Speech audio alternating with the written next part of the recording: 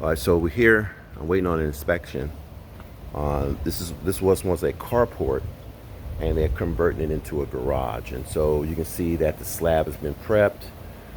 We got the vapor barrier there, but we pre-treated it with termite spray. Um, it's a spray that you need to do on all slabs that's going to be considered part of your living area or your air conditioned area. We always spray for that. You see the wire, the mesh ups that I like to use.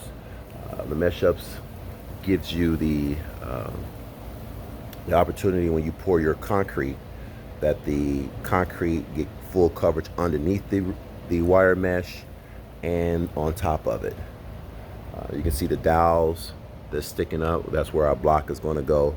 But this was kind of unique in itself simply because we're going to have to change this driveway because this driveway now is higher than the it's going to be higher than the slab of the garage, and they already knew that we was going to have to do some things with the driveway. We're coming off, as you can see, as I step out here. The red line, the bottom red line signifies where my slab, the top of my slab is going to be. That's going to be the top of my slab where the bottom red line is.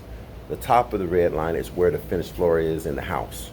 So as you can see how because we're going to step down like 7 inches, and then we got a pitch towards the front, and that pitch is like a 2% pitch that we got. And here we go. My key thing now is rain.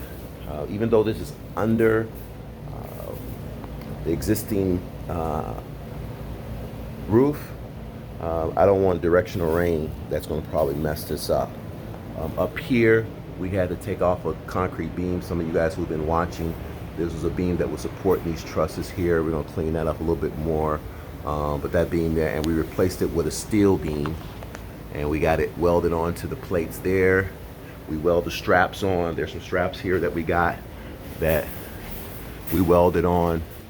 My welder came in, did a wonderful job here. And once we pour this, which is I'm hoping if we don't do it this week, next week, because I just don't like pouring when if there's any kind of rain in the air or out there forecast. And as you can see, we're gonna come up with block. And on this column here, it's kind of different here.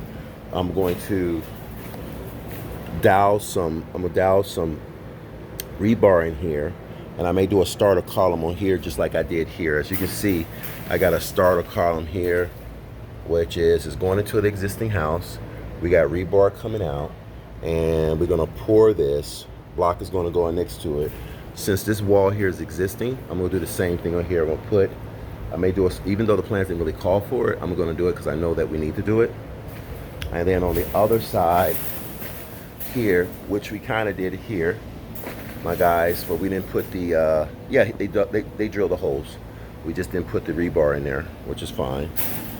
And then over here, we're gonna do the same thing. So I'm excited about it. Should pass inspection with no problem. Sometimes the plans don't call for certain things, and if it doesn't mean that you shouldn't do it when you know that that's the right way. Some inspectors, they look at that as, okay, you went above and beyond what was required, and that's a good thing on you when they come out. All right, so that's it. That's what we're doing.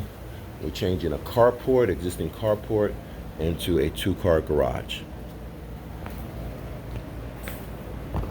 Peace.